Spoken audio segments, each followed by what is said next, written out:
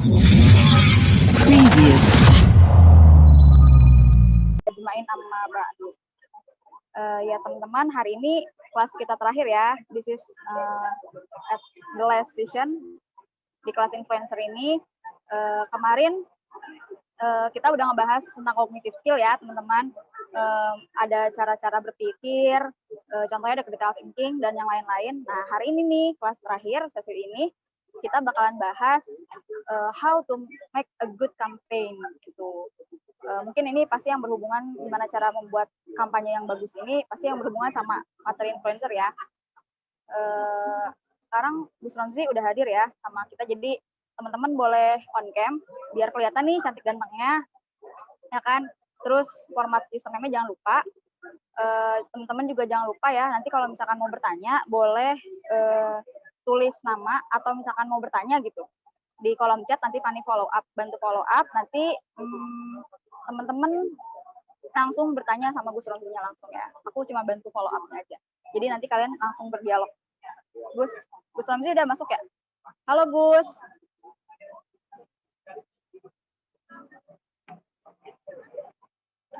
Oh, masih siapkan diri kali ya. Teman-teman boleh yang belum on cam, tolong on cam ya.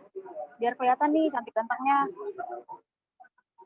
Hari ini kan kelas terakhir nih, sayang banget kalau misalkan nggak kelihatan wajah-wajah cantik ganteng dan wajah-wajah bahagianya.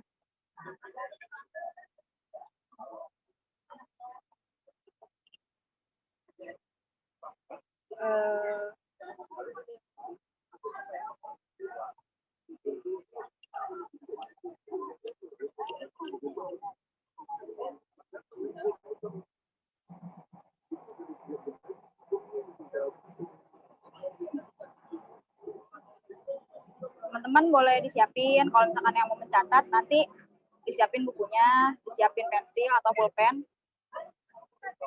biar bisa mencatat hal-hal yang penting. Hari ini terakhir ya, kelas terakhir, jadi teman-teman mohon konsentrasi, fokus. Nanti kalau mau bertanya silahkan bertanya, jangan lupa tulis nama di kolom chat, nanti aku bantu follow up. Yuk teman-teman yuk yang belum buka, yang belum on cam tolong ya on cam biar kelihatan nih cakep ganteng, apa cakep wajah-wajah bahagia.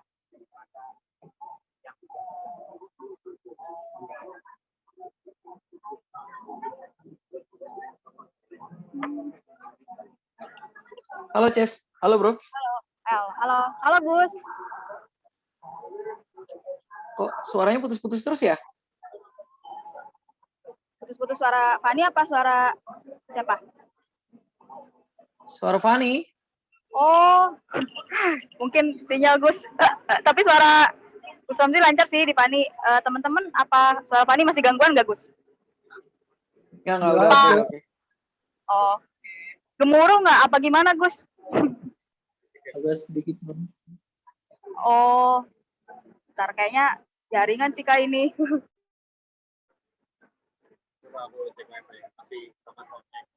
Tapi lancar sih Pani.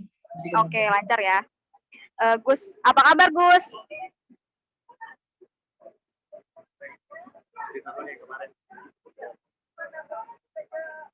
Halo? Halo Gus, ya apa kabar Gus? Ya, alhamdulillah sehat. Tadi pagi habis vaksin yang kedua, jadi saya secara officially sudah tervaksin. Mudah-mudahan bekerja dengan baik di tubuh saya. Alhamdulillah, mudah-mudahan ya Gus. Katanya kalau habis vaksin gitu yang ngantuk gitu Gus. Emang iya?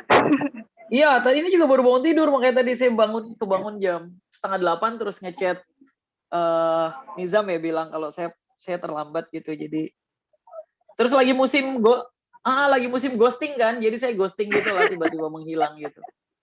Ya nggak apa-apa Gus, asal jangan hilang yang sampai besok aja. Sekarang kelas terakhir ya Gus. Yes. Sedih banget nih aku. Nggak kerasa ya, ternyata udah berapa, 4 pertemuan ya? Iya. 5 pertemuan. Iya, sekarang udah pertemuan kelima. Hari ini kita 5 bahas. pertemuan, ada banyak teman-teman yang sepertinya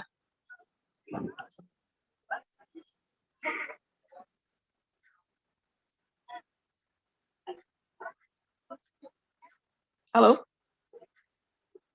Halo, ya Gus. Tadi agak putus gitu suaranya. Sorry. Ya Gus, hari ini kita ngebahas ini kan ya, how to make a good campaign ya. Mungkin pasti ini masih berhubungan sama kampanyenya, bagaimana cara nginfluencer gitu kan Gus. Mungkin tadi Fani udah ngasih prolog. Ini langsung aja ya Gus, boleh Fani persilahkan Gus Romzi buat ngisi materi. Oke. Aku share screen-nya Ya, pakai yang mana nih? Oke, udah bisa kok pakai ini. Oke. Oke. Kayaknya mendingan pakai itu aja. Bentar.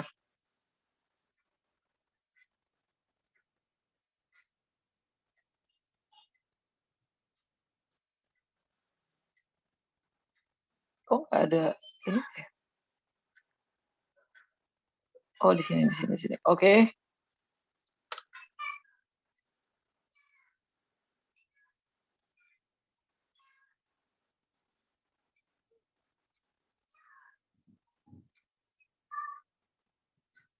Oke, ini yang mau saya sampaikan di pertemuan kali ini. Topiknya adalah soal advokasi media baru dan jurnalisme warga. Agak relate sih dengan how to make a good campaign ya, karena kalau kita mau ngomongin soal campaign digital, berarti ada target yang mau kita capai. Targetnya apa sih? Gitu. Salah satu dari banyak target yang baik adalah kita mau mengadvokasi masyarakat, komunitas, atau sebuah kelompok sosial tertentu, agar kita bisa memberikan kebaikan-kebaikan bagi mereka.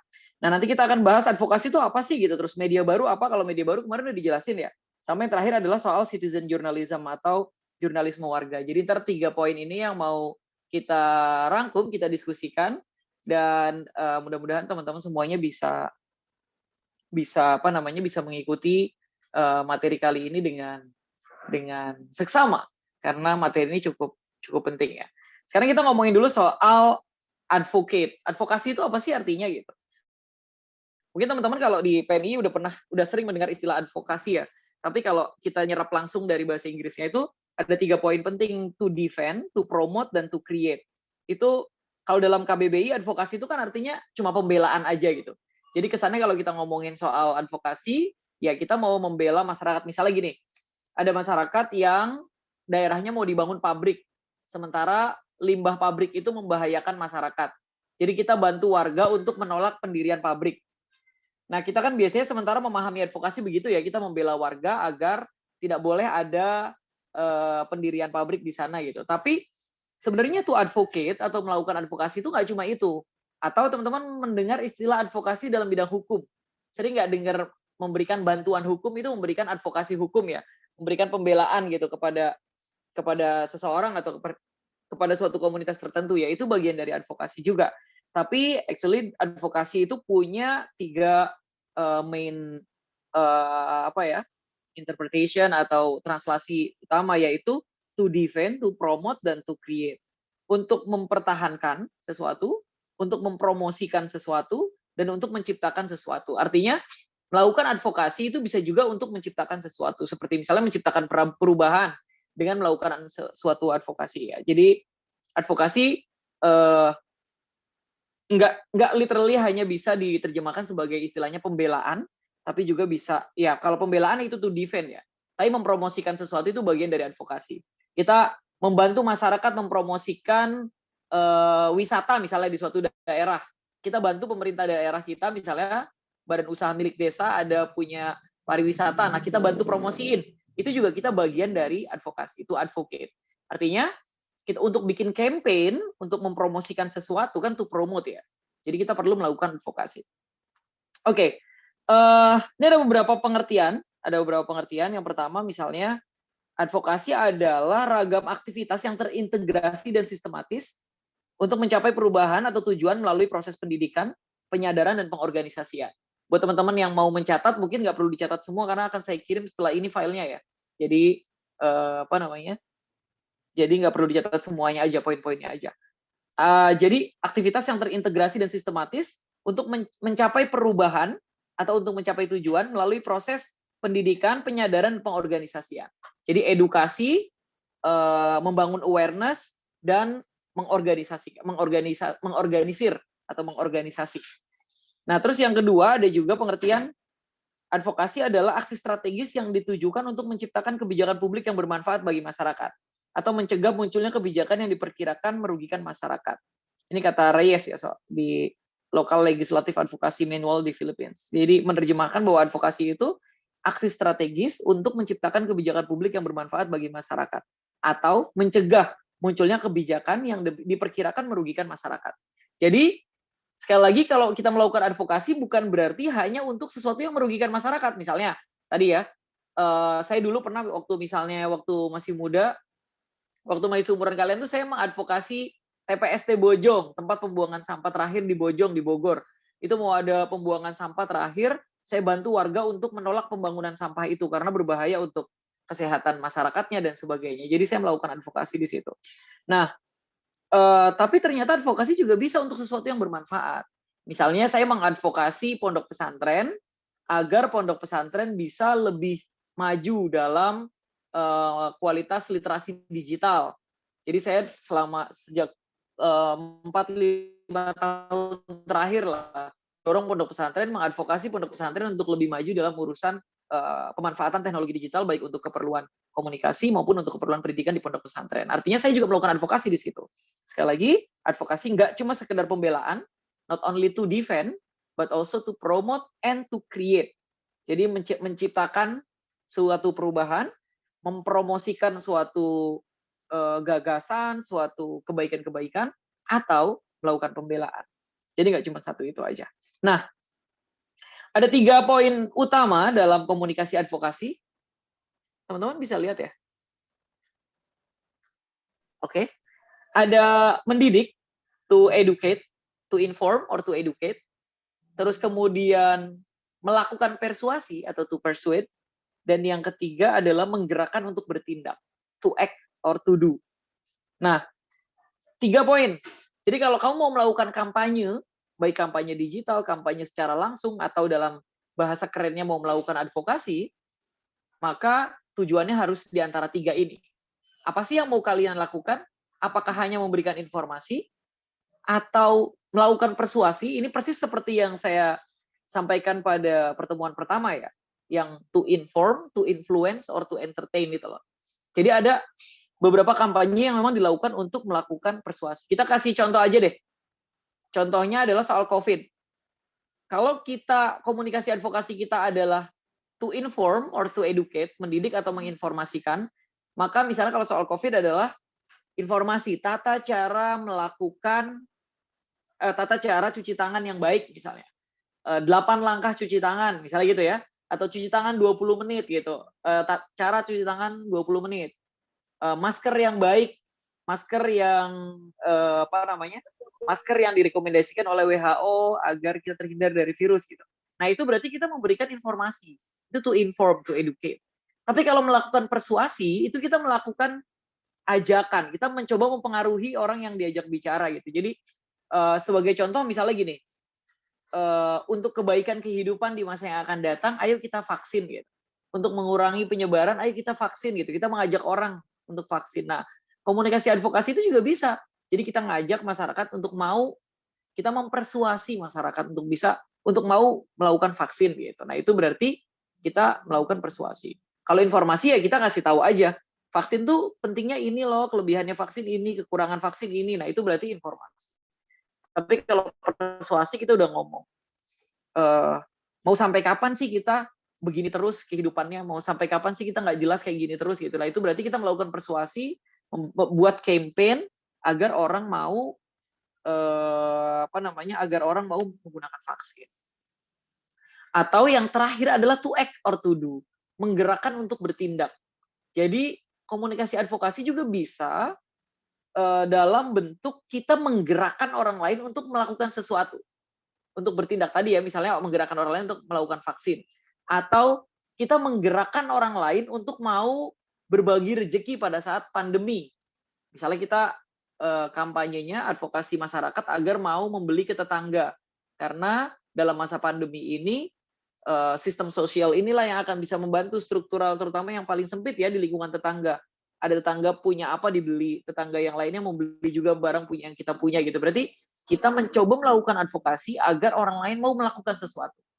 Jadi nggak cuma advokasi ini nggak cuma sekedar memberikan informasi, mempersuasi, tapi juga lebih jauh kita mendorong orang untuk melakukan sesuatu. Kasih contoh apa ya? Kitabisa.com. Kitabisa.com itu kan crowdfunding. Kitabisa.com itu tempat kita patungan online, tempat kita mengumpulkan dana secara online, mengumpulkan dana melalui teknologi digital.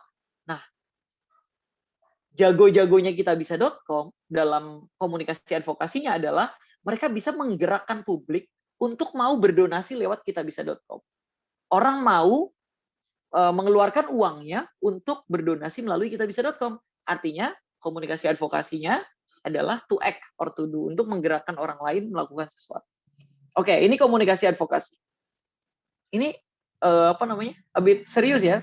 Kayaknya dua terakhir ini serius ya. Kemarin juga serius soal system thinking, analytical thinking, computational thinking dan sebagainya. Dan ini juga sebenarnya sih cukup serius juga. Mudah-mudahan teman-teman masih bisa apa namanya here and now memahami apa yang saya sampaikan dengan baik. Oke, and then next soal jurnalisme warga, soal citizen journalism. Kalau nggak salah di pertemuan pertama ya, saya pernah nyebut ada profesor namanya Henry Jenkins yang ngomongin soal participatory culture, soal budaya partisipasi, keinginan orang untuk terlibat lebih jauh, terutama dalam urusan media.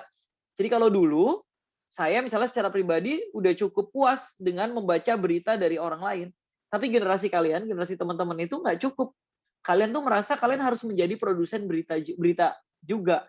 Nggak cuma sekedar menjadi orang yang membaca berita, tapi juga harus menjadi orang yang menyebarkan berita atau memberikan berita, membuat berita. Nah, itu namanya participatory culture kalau kata Henry Jenkins. Kalau kata Profesor Helen Margetts itu namanya micro donation atau donasi kecil. Tiny act of political participation dari seseorang di dunia digital. Itu bagian dari jurnalisme warga itu adalah pada saat kita kasih contoh misalnya Hasbi nih ya, Hasbi misalnya Hasbi baca detik.com. Setelah Hasbi baca detik.com, oh ada informasi nih soal ini, misalnya soal pondok pesantren misalnya ya, informasi soal pondok pesantren di pondok pesantren direkomendasikan untuk untuk sekolah dari rumah misalnya, untuk study from home ya, SFH. Nah terus kemudian Hasbi akhirnya bikin konten, memproduksi konten, nyampein informasi bahwa menurut detik.com sebaiknya pondok pesantren, menurut detik.com misalnya atas rekomendasi dari gugus tugas, pesantren sebaiknya school from home. Jangan sampai studinya di pesantren gitu karena mungkin bisa jadi kluster COVID. Nah, itu namanya participatory culture. Jadi nggak puas cuman jadi konsumen berita, tapi maunya jadi produsen berita juga. Ini yang disebut sebagai prosumer ya, producer and consumer at the same time. Jadi produce berita, tapi juga consume berita juga. Teman-teman mungkin ngerasa ya, kalau lagi ada kecelakaan, bukannya nyelamatin, lebih semangat videoin kan? Kalau ada yang kecelakaan di depan kita tuh, mana yang lebih bikin kita tertarik mau menyelamatkan yang kecelakaan itu atau mau take video gitu, mau ngambil foto atau video terus disebarin. Nah itu ini yang disebut sebagai jurnalisme warga. Jadi jurnalisme warga nih di sini saya kasih pengertian juga, yaitu partisipasi aktif yang dilakukan oleh masyarakat dalam kegiatan pengumpulan, pelaporan, analisis serta penyampaian informasi dan berita. Dalam jurnalisme warga, masyarakat tidak hanya menjadi konsumen media, tapi juga terlibat dalam pengelolaan informasi tersebut. Ini yang disebut sebagai citizen journalism. Tanpa kita sadari, kita tuh semuanya akhirnya menjadi jurnalis. Kita tuh semuanya punya media. Kita tuh semuanya punya kantor berita. Kalau dulu kalau kita mau punya berita, kita harus kirim ke detik.com. Sekarang tinggal kita posting aja di Facebook. Misalnya, saya punya 30.000 follower di Instagram. Satu kali informasi yang saya bagikan bisa sampai ke let's say 10.000 misalnya, 1/3 dari follower saya. Artinya Saya punya kemampuan untuk membagikan informasi ke 10.000 orang. Jauh lebih banyak daripada oplah radar Cirebon misalnya. Dibeli oleh warga Cirebon nggak sampai sebanyak itu kok gitu. Berarti kita ini we are actually a journalist. Dan kita punya media yang media itu adalah self-owned gitu. Artinya dimiliki oleh kita sendiri gitu. Jadi makanya harus dimanfaatin. Nah, jurnalisme warga ini penting banget karena untuk memastikan informasi yang beredar itu informasi yang valid misalnya. Itu penting juga citizen journalism. Misalnya ada kabar kalau ada gempa di Indramayu misalnya ya. Kemudian warga Indramayu bikin video kalau saya lagi di sini nggak ada gempa gitu. Nah, kantor berita mungkin kan punya nggak update ya karena belum tentu mereka punya kontributor di suatu daerah gitu. Tapi adanya citizen journalism itu bisa membantu warga untuk mendapatkan informasi yang jauh lebih tepat dan akurat karena real time pada saat mereka benar-benar ada di sana dan memberikan informasi dari sana. Kalau teman-teman ngecek juga hampir semuanya sekarang berita-berita yang muncul di kantor-kantor berita besar itu datangnya dari citizen journalism. Kalau ada gempa pasti yang dipublish video-videonya bukan yang di-take video oleh wartawan ya, tapi oleh handphone dari orang yang mengalami gempa itu gitu. Jadi citizen journalism itu begitu. Nah, ada yang namanya jurnalisme advokasi. Jadi kalau sekedar citizen journalism tadi ya cuman sekedar jurnalisme saja, tapi ada jurnalisme dalam tujuan melakukan advokasi. Artinya tadi ya melakukan pembelaan, menciptakan perubahan atau mempromosikan sesuatu. Nah, kalau citizen journalism ini saya bacain penerjemahannya kata Sumadiria ini yang bikin intinya ya. Adalah kegiatan jurnalistik. Jurnalisme advokasi adalah kegiatan jurnalistik yang berupaya menyuntikkan opini ke dalam berita. Sekali lagi menyuntikkan opini ke dalam berita. Kalau cuma sekedar berita saja itu berarti hanya informasi. Tapi kalau citizen journalism biasanya disampaikan opini dari orang yang memproduksi berita itu. Tiap reportase tanpa mengingkari fakta diarahkan untuk membentuk opini publik. Rangkaian opini yang terbentuk dan hendak diapungkan didapat dari kerja para jurnalis ketika memproses liputan fakta demi fakta secara intens dan sungguh-sungguh. Jadi kesimpulan opini mereka memiliki erat dengan realitas fakta peristiwa yang terjadi dalam masyarakat. Nah, sekali lagi, kenapa sih citizen journalism jadi keren? Karena yang tadi ini disebut sama Sumadiria ini. Karena relate dengan realitas fakta yang terjadi di masyarakat.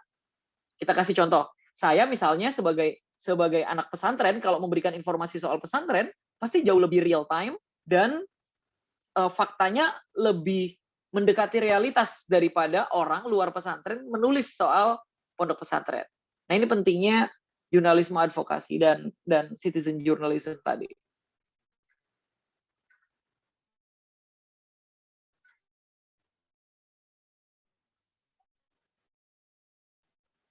Ini yang media baru. Media baru udah dibahas ya di pertemuan pertama ya.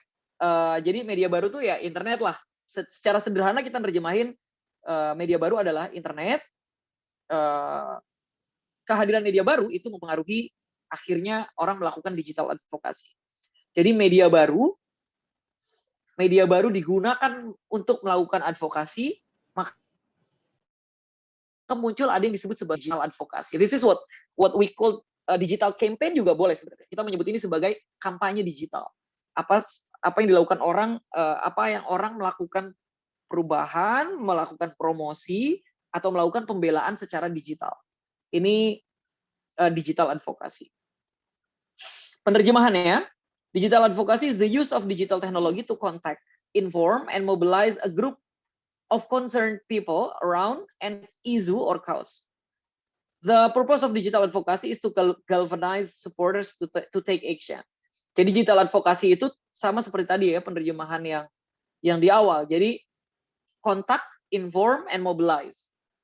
Mengontak, memberikan informasi, kemudian menggerakkan, memobilisasi a group of people atau sekelompok manusia yang punya concern terhadap isu tertentu. Misalnya gini, dua advokasi apa ya? Kita kasih contoh apa ya? Advokasi yang pernah yang sedang terjadi akhir-akhir ini apa ya? Soal apa ya? Ada yang bisa kasih ini nggak? KLB. Apa sih isu yang lagi KLB Gus. KLB? Oh, Demokrat maksudnya?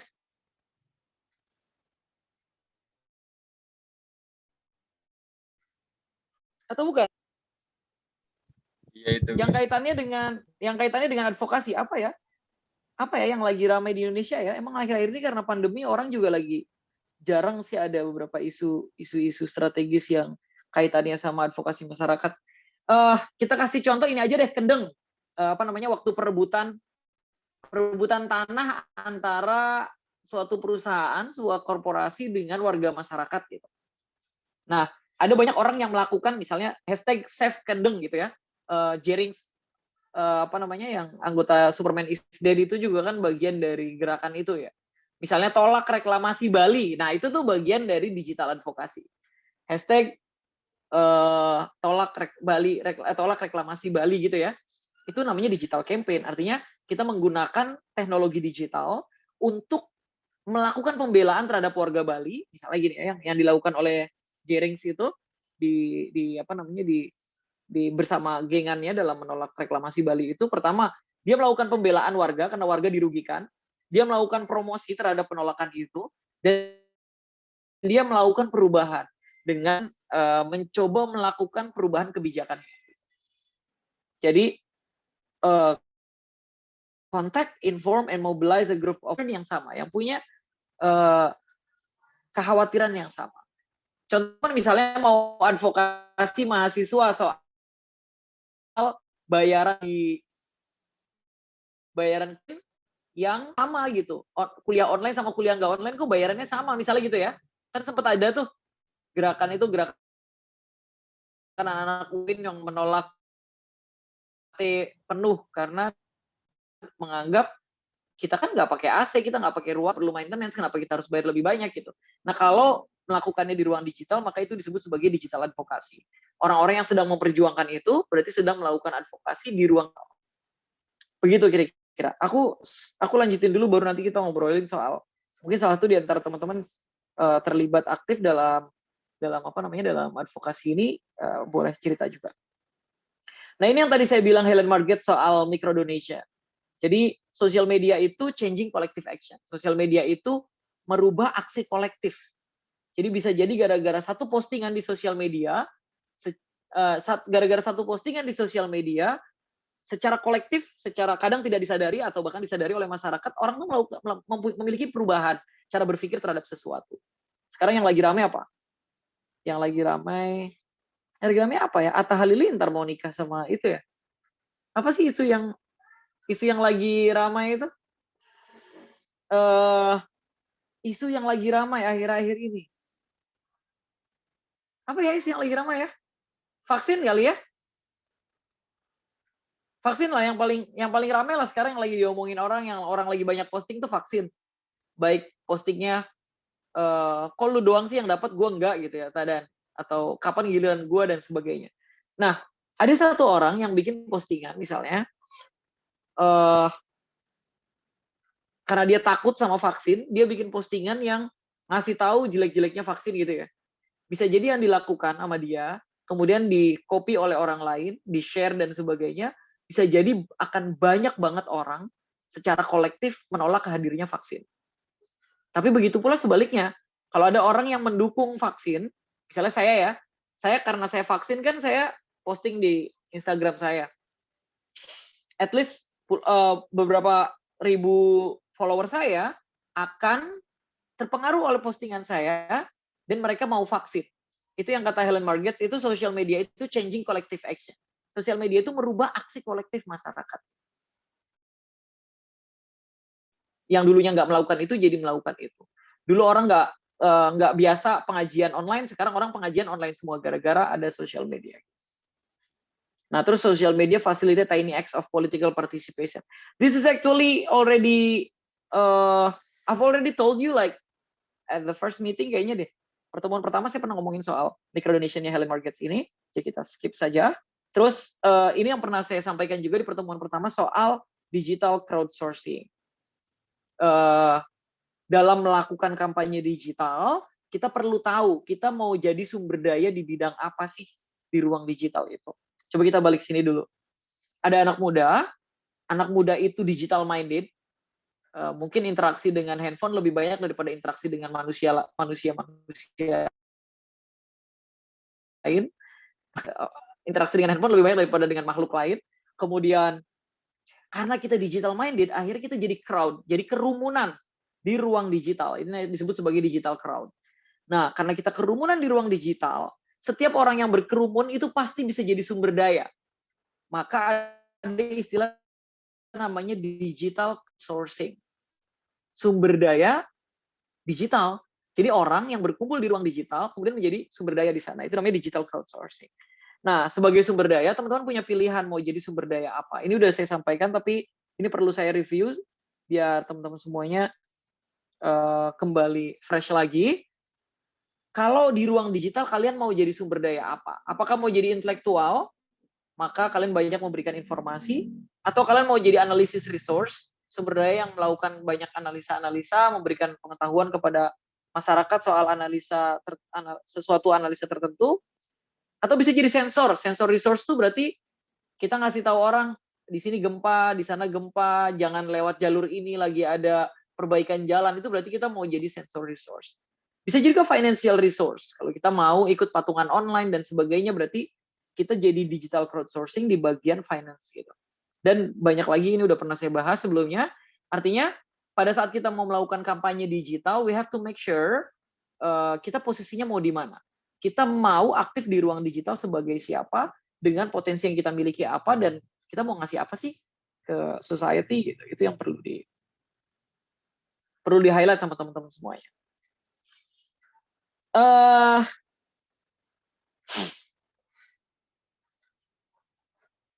Oke, ini advokasi strategi framework. Teman-teman, setelah ini saya akan memberikan tugas terakhir for you.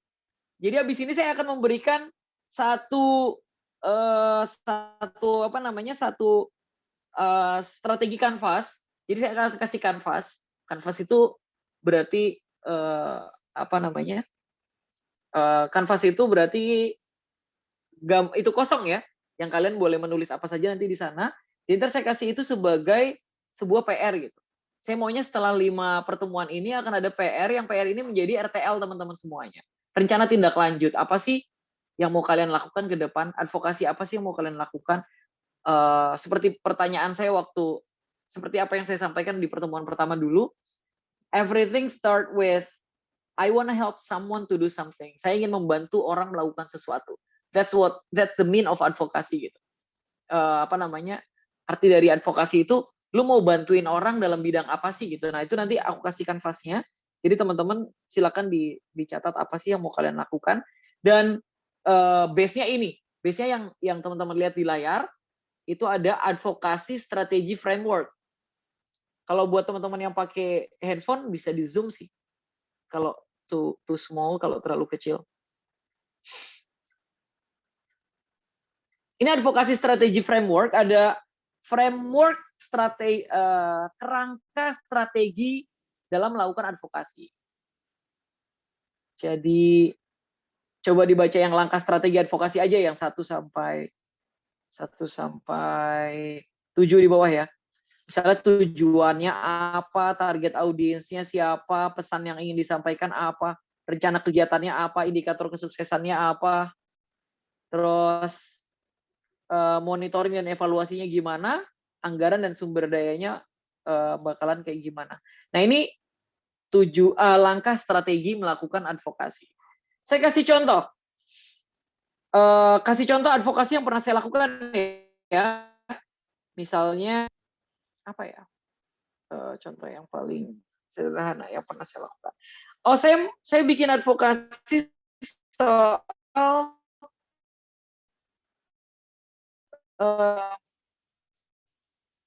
soal kuliah. Jadi atau advokasi vaksin aja.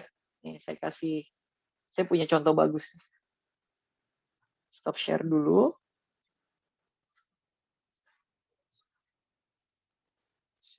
Vaksin. Mana ya?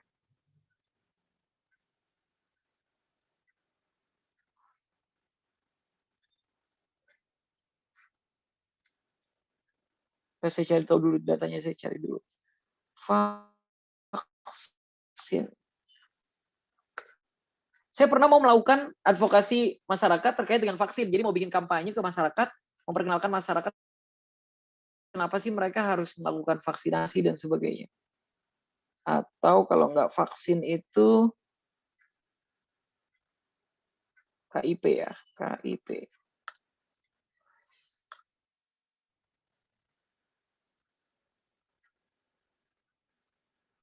Oke, ini penting banget.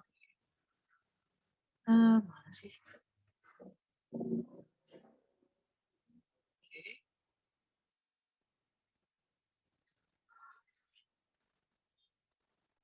Sepanjang hidup saya sudah melakukan banyak sekali advokasi. Saya berharap teman-teman juga yang masih muda udah terlibat dalam banyak advokasi lain ya. Ini saya kasih contoh salah satu advokasi yang kita lakukan. This is actually my work at the office. Kerjaan saya di kantor, tapi ini sebenarnya bentuknya advokasi. Jadi advokasi ini teman KIP. Jadi kan ada program namanya Kartu Indonesia Pintar. Ada teman-teman yang bagian dari KIP nggak penerima KIP gratis kuliahnya di UIN Syarif Hidayatullah Jakarta. Nah, saya dan teman-teman itu ingin mengadvokasi penerima manfaat KIP kuliah, biar tepat sasaran, biar mereka dapat, nggak punya masalah dan sebagainya. Jadi program pendampingan penerima manfaat Kartu Indonesia Pintar ini salah satu yang pernah kita bikin tentang teman KIP, penjelasannya, terus background pemikirannya, berapa orang sih penerima KIP kuliah gitu, pesan presiden, harapan presiden soal kebijakan KIP kuliah apa sih gitu. Nah ini output program ini, teman KIP ini outputnya apa aja? Jadi pusat informasi, pusat pendampingan, pusat pengaduan, dan pusat pengawasan. Misalnya berarti kita punya 4 output. Nanti teman-teman bisa bikin cuman cukup 2 output aja atau 3 output aja, oke lah. Terus pusat informasi KIP kuliah ada penjelasannya, ada digital platform, digital campaign, forum sosialisasi, potensi kolaborasi dengan lembaga KIP gimana, pusat pengaduan gimana. Nah ini contoh dari advokasi yang saya dan teman-teman lakukan soal penerima KIP kuliah. Nah pengetahuannya dari mana? Pengetahuannya ya dari pemahaman soal gimana sih caranya kita bisa bikin advokasi yang baik gitu. Soal dari yang tadi. Kita balik lagi ke slide yang tadi ya.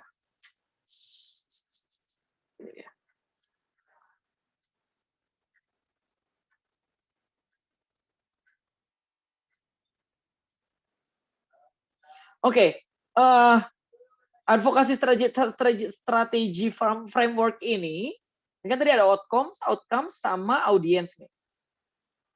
Coba teman-teman nanti dipahami aja ya. Awareness itu kesadaran orang, will itu harapan atau keinginan orang, action aksi yang dilakukan oleh orang.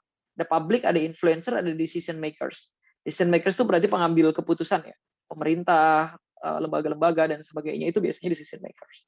Ini strategi framework. Teman-teman harus baca sih, harus dilihat gitu satu-satu. Misalnya kita ambil satu poin, oh ini bisa saya kasih notasi ya. Misalnya ini, community mobilization atau memobilisasi komunitas. Misalnya kita mau mengadvokasi soal vaksin, berarti target aksinya adalah kita bisa menggerakkan komunitas untuk mau melakukan vaksin.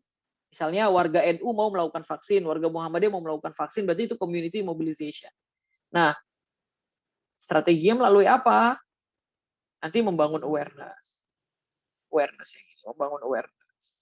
Setelah membangun awareness, ada harapan di publik. Setelah ada harapan di publik, baru mereka mau melakukan aksi di sini. Jadi itu advokasi strategi framework. I will give you the canvas dalam setelah ini ya, saya akan kasih kanvas dan kanvas itu akan saya kirim ke teman-teman. Jadi saya berharap sih teman-teman kalau mau melakukan advokasi bisa menggunakan sistem ini.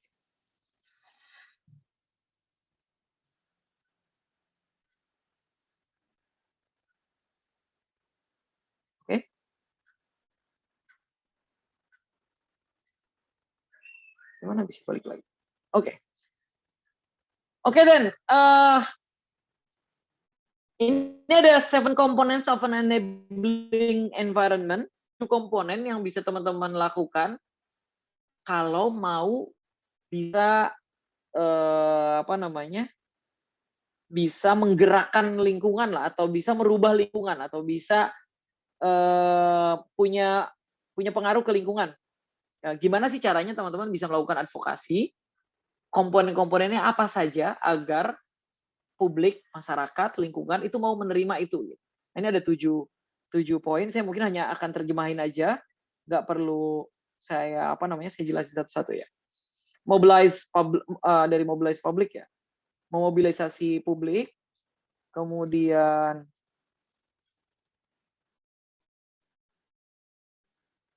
mana pulpen? Oh ini.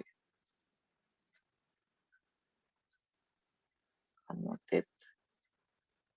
Oke, this one. Terus powerful champions. Powerful champions itu artinya kita perlu bekerja sama dengan local champions, dengan orang yang sudah sukses di lingkungan tersebut yang bisa dijadikan sebagai amplifikator dari apa yang ingin kita sampaikan ke publik. Misalnya gini, kalau teman-teman mau berhasil dalam KKN di suatu desa, ya kita harus tahu tokoh di desa itu siapa. Nah, tokoh di desa itu disebutnya sebagai champions. Ada local champions, orang yang sudah sukses di wilayah lokal dan punya efek, punya tokoh. Ketokohan itu bisa dalam bahasa Inggris sering menyebutnya sebagai champions. Terus strong advocacy capacity, teman-teman harus punya kapasitas yang baik dalam melakukan advokasi. Terus visible solution, kalau mau melakukan advokasi, solusinya harus lebih clear and concise ya, harus lebih jelas, harus lebih tegas, harus tahu, masyarakat harus diedukasi. Kenapa sih harus advokasi ini kita lakukan? Apa sih tujuan dari kita melakukan perubahan ini dan sebagainya. Terus well-defined naratif, narasinya kita bikin bagus, narasinya kita bikin bisa dipahami oleh masyarakat. Jangan kemudian bikin advokasi tapi masyarakat nggak ngerti gitu. Kita ngomongin soal misalnya advokasi masyarakat soal pemilu bersih, tapi ngomongin teori-teori demokrasi yang terlalu rumit, misalnya ngomongin soal Anthony Giddens lah, ngomongin soal misalnya teori hegemoninya Gramsci misalnya, itu terlalu jauh. Artinya well-defined naratif ini kalau dalam bahasa itu ya bilisani kaumihim lah. Jadi kalau mau ngomong sama publik ya menggunakan narasi yang bisa dipahami oleh mereka. Terus influential support coalition, ada koalisi dari support yang berpengaruh. Kemudian clear path and resource for implementation, ada langkah-langkah yang jelas baik kaitannya sama sumber daya maupun dalam implementasinya. Nah, ini kira-kira 7 components of enabling environment. Jadi kalau mau lingkungan itu bisa diadvokasi dengan baik, maka 7 elemen ini perlu dilakukan. Saya nggak tahu ya, when I was at your age, mungkin saya juga nggak sebegitu mendalami ini ya. Kemudian saya terlibat dalam banyak banget advokasi dan sampai di level hari inilah saya merasa melakukan banyak sekali perubahan dari saya mahasiswa dulu hingga hari ini gitu.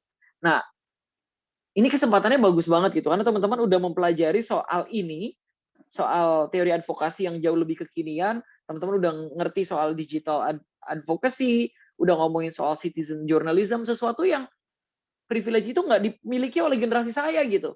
Jadi kalau saya melakukan perubahan, saya merasa melakukan banyak perubahan di usia saat ini, teman-teman pada saat di usia saya nanti harusnya melakukan lebih banyak perubahan karena teman-teman udah belajar lebih banyak daripada saya gitu. Jadi tolong semangat dan dipelajari dengan baik lah apa yang saya sampaikan hari ini. Dan karena waktu kita terbatas, saya sih berharap teman-teman mau mengkaji lebih dalam setelah program ini selesai gitu. Jadi kayak kalau tadi ya cara berpikir yang baik itu belum benar-benar paham, ya dipelajari lagi gitu, ngomongin soal analytical thinking dan sebagainya. Jadi so gengs, that's all apa yang mau saya sampaikan, dan saya berterima kasih banyak banget sama teman-teman yang stay active and terlibat dalam apa namanya, dalam program kelas influencer hari ini. Ada beberapa wajib setelah 5 pertemuan, dan I do update teman-teman untuk selalu hadir. Dan tolong diingat-ingat mukanya ini, kenapa lama banget di sini ya, saya geser dulu. Jadi one day kamu ketemu saya di jalan, kamu tahu, oh ini Romzi. Saya kasih, kemarin ya ada yang menarik banget. Saya tuh beberapa kali ngisi materi di Surabaya, di UIN Surabaya, di banyak acara gitu ya. Terus kemarin di Abnormal Raden Saleh di Jakarta, saya lagi pakai masker dan lagi pakai topi, terus ketemu sama anak muda, terus dia tiba-tiba bilang, Gus Romzi ya gitu. Just because he see my eyes, you know. Dia melihat mata saya dan dia tahu kalau itu saya gitu. Karena mungkin dia benar-benar serius waktu mengikuti program yang saya jadi pembicara di sana. So itu juga yang ingin saya sampaikan ke teman-teman semuanya. Saya baik pada teman-teman, tapi saya berharap saya bisa memberikan kesan yang baik ya. Jadi nggak cuma sekedar pesan, tapi juga kesan yang baik ke teman-teman. Saya komitmen sama Ketum Nizam bahwa saya akan terus mengawal sampai ke pertemuan kelima, dan alhamdulillah di hari ini kita bisa bisa sampai ke pertemuan terakhir kita, dan happy banget saya, dan mudah-mudahan bermanfaat. Jangan lupa apa yang saya sampaikan itu semuanya masih di level introduksi atau pengenalan aja.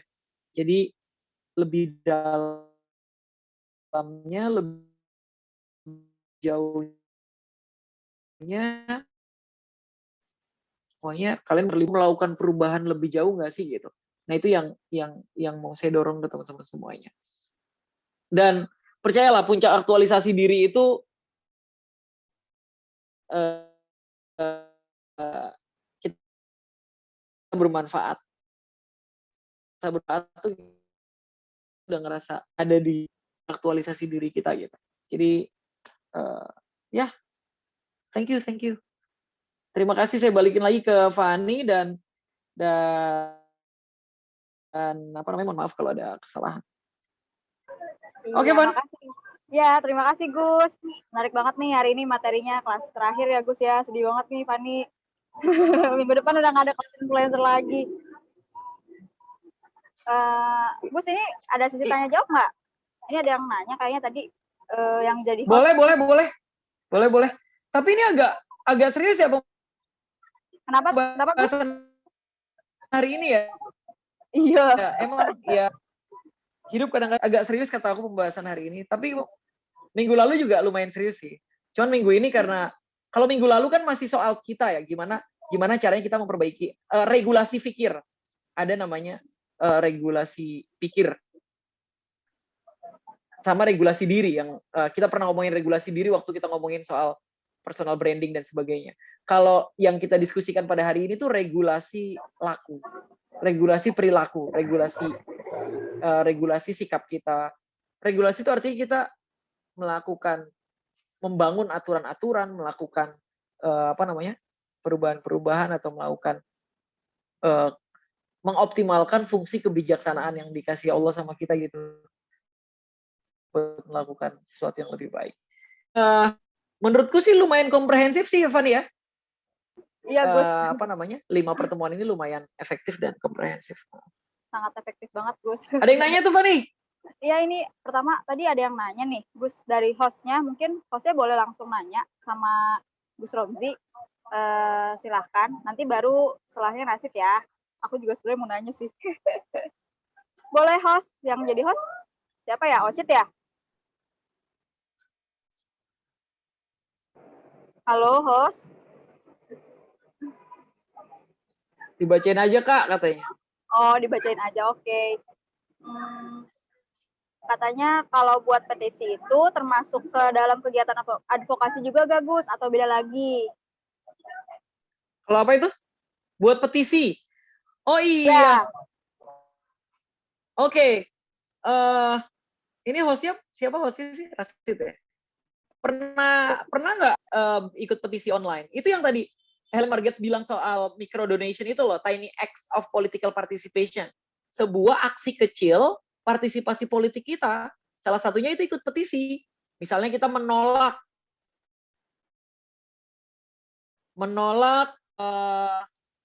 apa ya? Misalnya Anies Baswedan ya lagi bikin track buat buat balap mobil gitu ya. Itu bisa, maksudnya ikut petisi itu bagian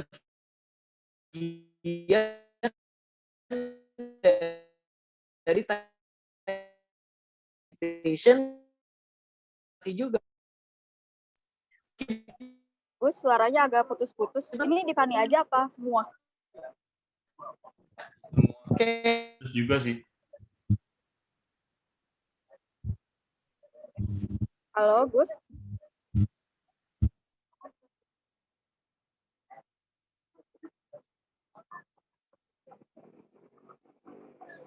Halo, Gus. Gus Robsi. Kayaknya ada masalah ya sama jaringan. Kita tunggu dulu sebentar.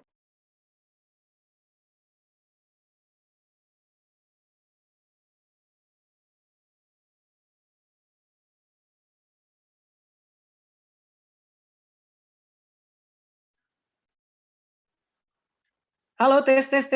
Nah, ya, halo Gus. Udah ada lancar lagi. Oke. Error tadi ya? Iya, Iya, Gus. jadi thank you banget tuh pertanyaannya. Jadi bikin aku inget juga belum ngomongin soal itu petisi online. Petisi online itu juga part of political participation, meskipun itu model yang tiny acts ya, model yang micro donation. Jadi itu kayak donasi kecil banget. Misalnya menolak reklamasi, kita ikut tanda tangan gitu, itu kayak kecil banget. Tapi better kita melakukan sesuatu juga gitu yang lebih besar daripada cuma sekedar ikut petisi. Misalnya kita share petisinya, atau kita bikin konten, kita bikin satu tulisan di postingan kita, masih gue setuju soal petisi masih misalnya gitu. Itu juga oke. Sarah katanya ya, Sarah itunya apa namanya? Yang nanya.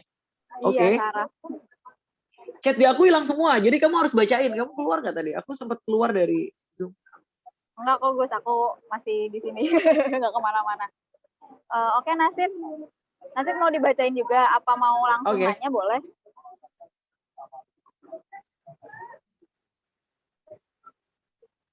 Nasid? Ya, Nasidnya ngilang, Gus.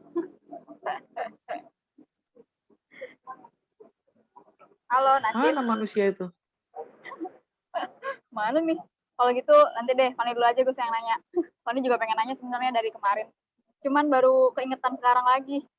Oke. Oh, bacain aja nih. Fani bacain dulu deh punya Nasid. Katanya, bentar Gus. Katanya, jika pengertian advokasi itu mengarah pada pembelaan, bagaimana kita mengatasi tentang pro kontra dengan apa yang kita sampaikan?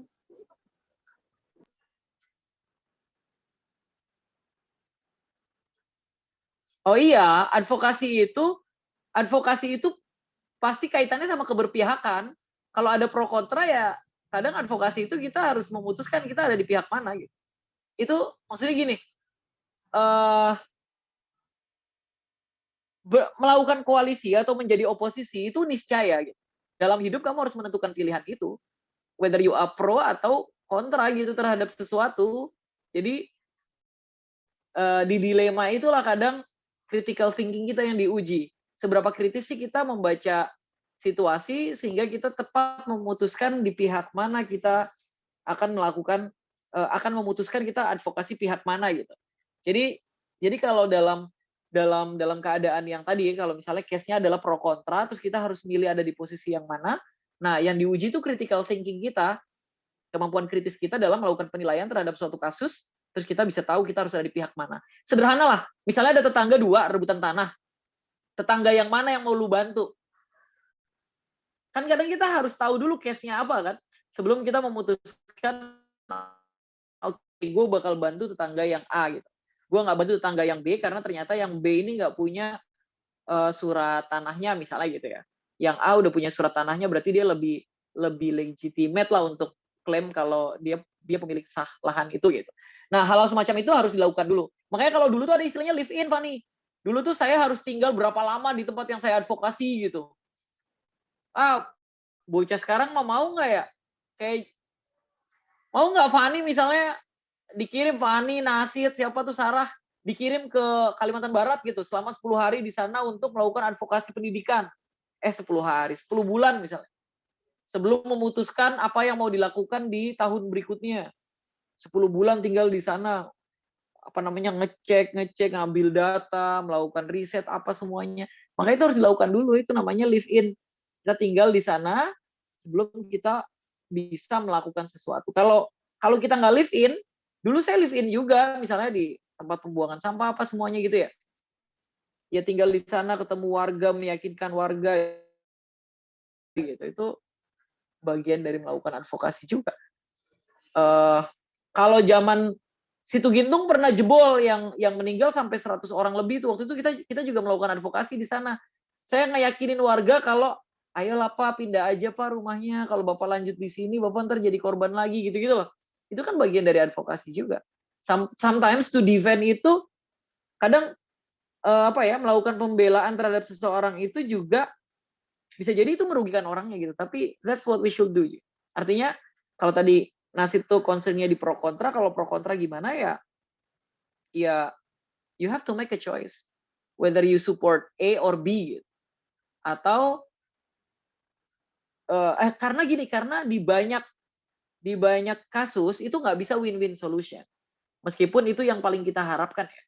Kita berharap sih ya udahlah kalau ada dua pihak yang bertikai, dua-duanya bisa menang gitu. Tapi kan nggak sepenuhnya bisa begitu.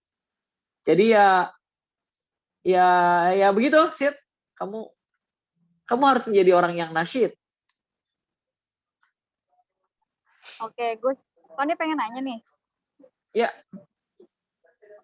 Iya, Gus. Aku sempat nonton gitu YouTube. Waktu itu berapa minggu yang lalu. Nah, sebenarnya ini nggak relate sih sama advokasi ya, Gus. Cuman mungkin relate sama influencer. Kita kan kaum maksudnya kita kan generasi milenial, terus yang ya mungkin background Fani yang di Rosat, yang kalau misalkan melihat suatu permasalahan di masalah yang berbau agama, pasti yang akhirnya mencari bahasan dari para ulama gitu. Nah, tapi kan kalau misalkan di warga kita sendiri ini, Gus, masyarakat kita sendiri ini maunya tuh yang simple-simple gitu loh, Gus. Maunya ya dijawab iya, enggak, halal, haram gitu. Kalau yang kita kasih penjelasan yang panjang lebar tuh nggak mau yang ribet gitu. Menurut kita tuh ribet. Nah, kira-kira Gus, Fani masih belum nemu nih.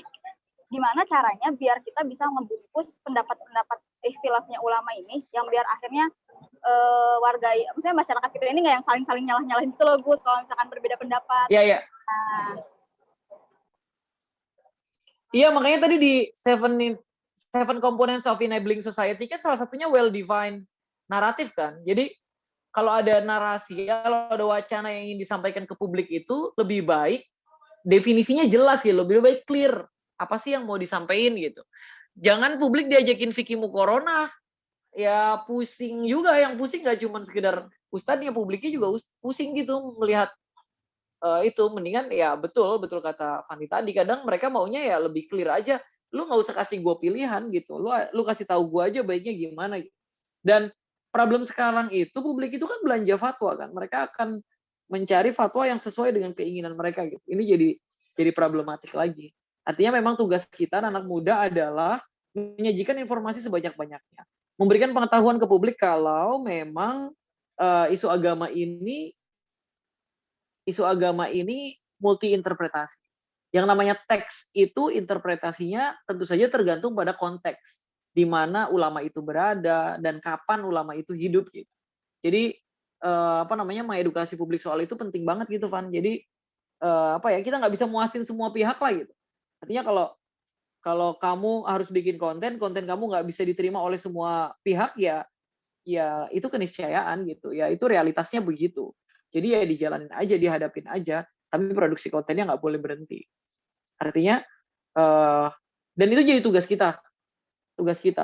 Jadi kita harus punya cara untuk interpretasi teks agar lebih cocok untuk dipahami oleh masyarakat. Tadi gitu. Ya sama kayak tadi yang pro kontra. Artinya apa yang harus kita sampaikan ya kita sampaikan sesuai dengan pengetahuan yang kita punya. Tapi publik jangan terlalu dibuat pusing dengan fikih muqaronah itu, publik harus apa ya? Masyarakat tuh harus dikasih tahu kalau ada interpretasi berbeda dalam agama. Tapi nggak perlu dikasih tahu semua interpretasinya gitu. Artinya mereka perlu menghargai pendapat yang berbeda, tapi pada saat mereka belajar cukup dikasih tahu satu aja daripada dikasih tahu pilihan, mereka jadi galau. Jadi mungkin harus kayak begitu ya. Nah, konten-konten yang dibikin sama anak-anak pesantren itu biasanya lebih suka fikih muqaronah kan, masih opsi A, opsi B, opsi C gitu. Itu namanya nggak ngasih instant feedback, nggak ngasih feedback langsung ke publik. Kebutuhan mereka adalah mereka butuh jawaban konkret, A atau B, hitam atau putih tadi, halal atau haram gitu. Kalau mereka dikasih pilihan, mereka malah jadi nggak nyaman dan kebingungan. Makanya karakter orang yang ngaji online itu butuhnya memang konstan dan instant feedback. Karena mereka butuh instant feedback dan feedbacknya itu harus langsung, ya jawaban yang dikasih oleh pemuka agama, oleh orang yang bikin konten-konten keagamaan, seharusnya juga lebih clear and concise. Begitu, Fani. Oke, Gus. Terima kasih banyak ya. Mungkin masih ada yang mau bertanya? Mungkin boleh ya, satu orang lagi. Atau Saya kalau mau udah? bertanya dong. Oh iya, boleh. Silakan. Gus, ingin bertanya mengenai advokasi. Apakah propaganda itu termasuk advokasi atau berbeda gitu? Itu satu. Yang kedua, apa namanya? Nimpalin tadi jawaban dari Nasid, pengen nanya gitu. Kayaknya emang netral atau bersikap netral itu bisa dikatakan sebuah halusinasi. Bener gitu nggak, Gus?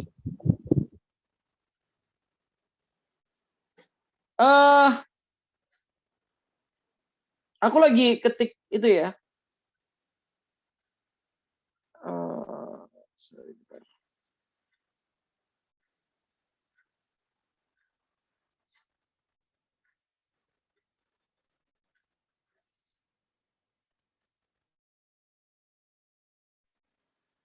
Oke, pertanyaannya apakah propaganda bagian dari masuk ke bagian dari advokasi ya? Karena tadi salah satu dari ada nuansa tuh promote kan, ada penerjemahan untuk mempromosikan sesuatu.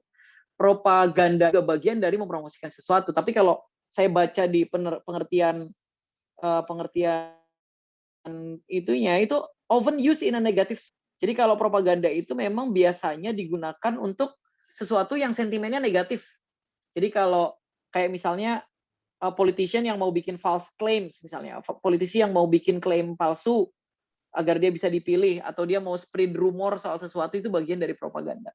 Artinya tidak sepenuhnya bisa dimasukin ke advokasi ya, karena advokasi biasanya memang menjadikan target objek advokasi itu sebagai orang yang menang gitu. Tapi kalau propaganda bisa jadi menjadikan target orang yang diajak komunikasi itu atau mukhotob itu ya sebagai orang yang memang kadang dirugikan gitu. Artinya advokasi itu nggak untuk itu. Jadi mungkin perbedaannya di sini. Jadi kalau di sini propaganda itu any campaign that is used to persuade can be called propaganda. Semua kampanye yang digunakan untuk mempersuasi orang itu disebutnya propaganda. Tapi mostly kebanyakan dan biasanya itu untuk yang negative sense gitu. Jadi untuk yang sense-nya negatif itu menggunakan istilah propaganda, bukan cuma sekedar istilah advokasi atau campaign aja, tapi istilahnya propaganda. Nah, terus kalau pertanyaan yang kedua ya tadi ya, apakah netral itu mustahil ya? Apakah menjadi netral itu mustahil?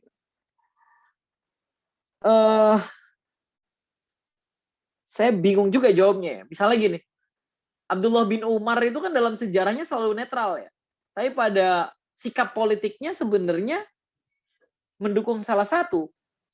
Contoh misalnya pada perang Jamal, Abdullah bin Umar itu menolak ikut berperang melawan Siti Aisyah dan yang lain, dan memutuskan bahwa saya tidak ikut berperang, tapi secara keberpihakan Abdullah bin Umar itu memihak Ali. Sama seperti kasus ke Imam Ali. Abdullah bin Umar juga memilih untuk netral, tapi sebenarnya Abdullah bin Umar juga punya sikap bahwa kepemimpinan yang sah adalah Imam Ali gitu. Artinya kalau kita ngomongin soal netralitas kayaknya memang sangat ya sama dirimu tadi ya. Sulit juga kita menjadi benar-benar netral. Uh, uh, kita mau mencoba menjadi umat wasato misalnya. Umat yang di tengah-tengah. Tapi sebagai wasit kita harus memutuskan mana yang hak, mana yang batil gitu. Artinya kita tidak mentoleransi kesalahan, tapi kita juga kemudian tidak mengglorifikasi kebenaran dengan melakukan tindakan represif terhadap yang salah gitu. Jadi polanya harus kayak begitu. Jadi keberpihakan itu pasti, tapi sikap netralitas itu yang perlu. Artinya gini, kita memutuskan berpihak ke siapa itu pasti, tapi sikap kita tetap adil, baik kepada orang yang kita anggap sebagai koalisi atau anggap sebagai oposisi, itu juga bagian dari hal yang penting gitu. Jadi mungkin di highlight bagian itunya aja gitu. Oke, you might have your own opinion, tapi jangan sampai opini kamu itu membutakan kamu dan melakukan tindakan buruk kepada orang yang berbeda pendapat dengan kamu gitu. Jadi pola berpikirnya begitu. Karena sulit banget sebenarnya menjadi netral, menjadi yang tadi ya, berada di tengah-tengah yang moderat gitu, sebenarnya emang agak sulit. Itu balik ke kita lah, balik ke kita masing-masing. Aku nggak tahu kalau dalam teori sosial, aku juga belum baca ya, yang kaitannya sama netralitas. Kayak netralitas dalam berpolitik, kadang orang yang nggak milih Jokowi, nggak milih Prabowo, sikapnya malah buruk ke keduanya. Buruk ke Jokowi, buruk ke Prabowo, buruk ke pemerintahan. Nggak percaya sama pemerintahan siapapun yang terpilih dan sebagainya. Karena itu jadi netralitas yang justru malah merugikan kan. Artinya being netral itu bukan berarti yang diharapkan sebagai umat wasato yang tadi diharapkan oleh Islam ya.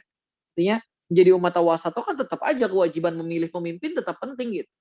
Jadi misalnya gue mau netral aja lah, nggak mau dukung Jokowi, nggak mau dukung Prabowo, tapi jadi membuat kamu males terlibat dalam peningkatan kualitas demokrasi, kan itu jadi salah juga. Artinya proses pemilihan harus tetap dijalankan, karena itu perintah gitu.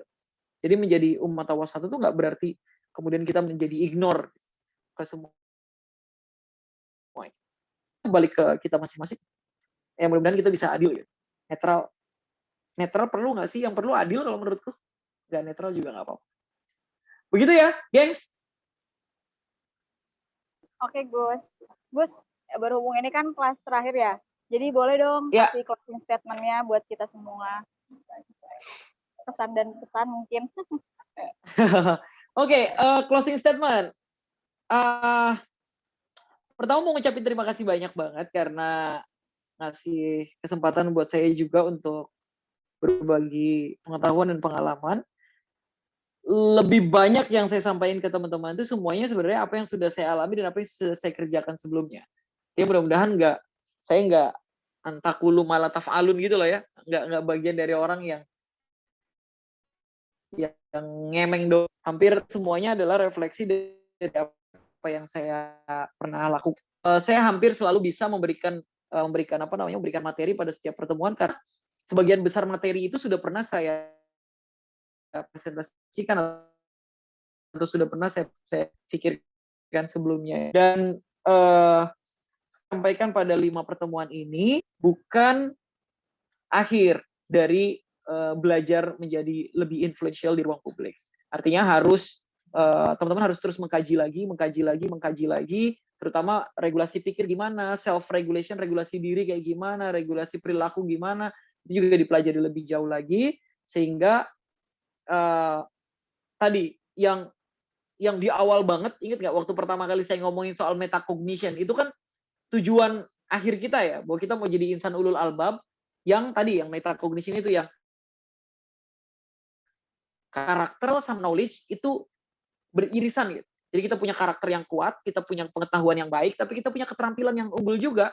Jadi itu yang disebut sebagai metacognition ya. Kita memaksimalkan fungsi kognisi kita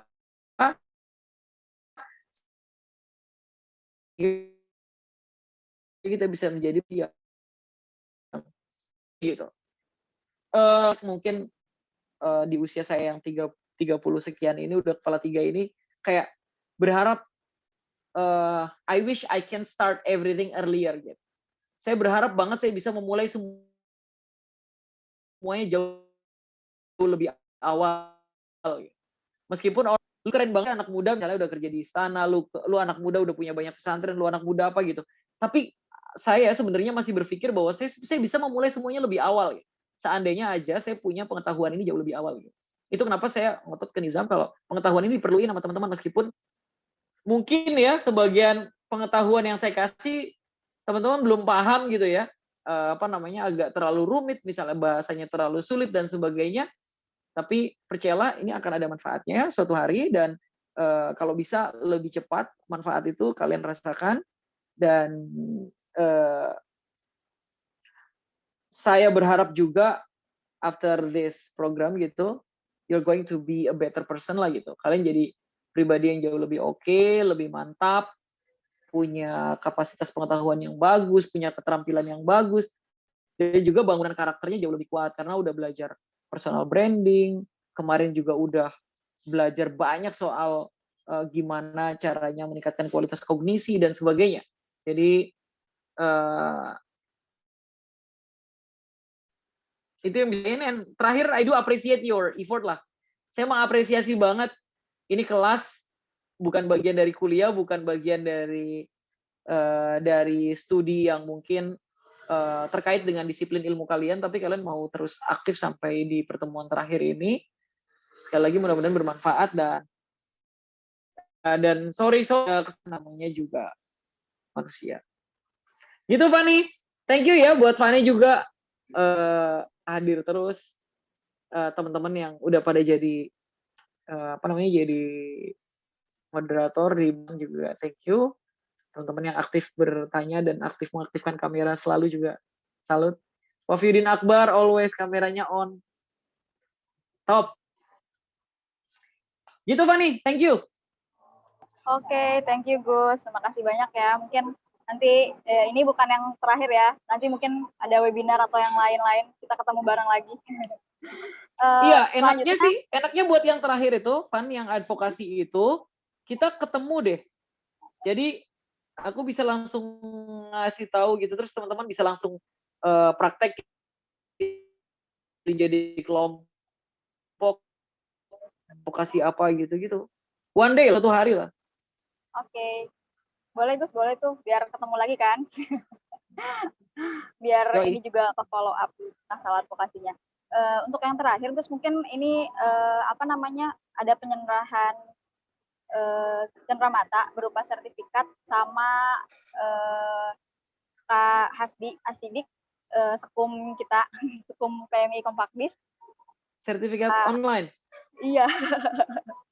Penyerahan secara simbolis, nanti mungkin boleh di SS ya sama host.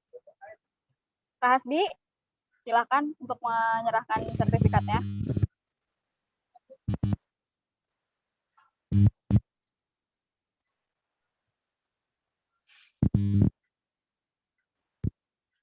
Lucu banget ya.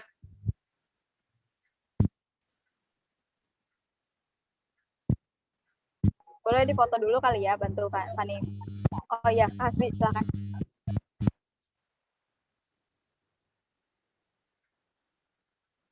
Kak Hasbi masih di mute tuh ininya, mikrofonnya nggak kedengeran.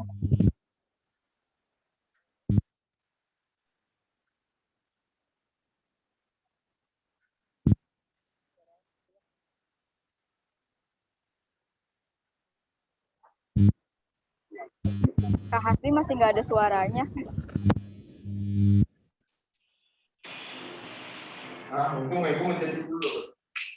Sekarang suaranya jelas. Iya jelas, ada suaranya. Oh, tadi pakai earphone tapi earphone-nya nggak berfungsi. Oke, untuk mengapresiasi yang sebesar-besarnya untuk Gus Romzi Ahmad yang telah memberikan banyak sekali ilmu tentang influencer ya teman-teman. Saya sebagai perwakilan dari pengurus komisariat Kompakdis, PMI Kompakdis menyerahkan sertifikat penghargaan kepada beliau.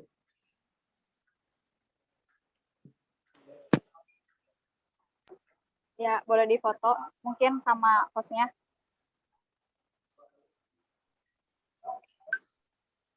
Thank you Hasbi. Pak Saikum. Bagus. Kita pernah ketemu nggak? Belum, Gus. Belum ya? Fani juga belum pernah ketemu ya? Aku Belum. pernah Gus waktu SIG. Emang aku datang SIG? Kayaknya aku nggak pernah datang deh. Datang Gus waktu itu Fakultas, Gus. waktu itu Kak Aulia istrinya Gus jadi pemateri. Aku SIG 2018 kalau nggak salah. Oh, Fani ini orang tua ya? Aku pikir kamu masih muda. Nggak apa-apa Gus, aku masih imut makanya. Iya, yang lain juga kayaknya belum pada ketemu nih, sama Wafi belum pernah ketemu, sama yang lain juga belum ketemu. Oke, thank you ya, thank you banyak ya. Ya, Gus.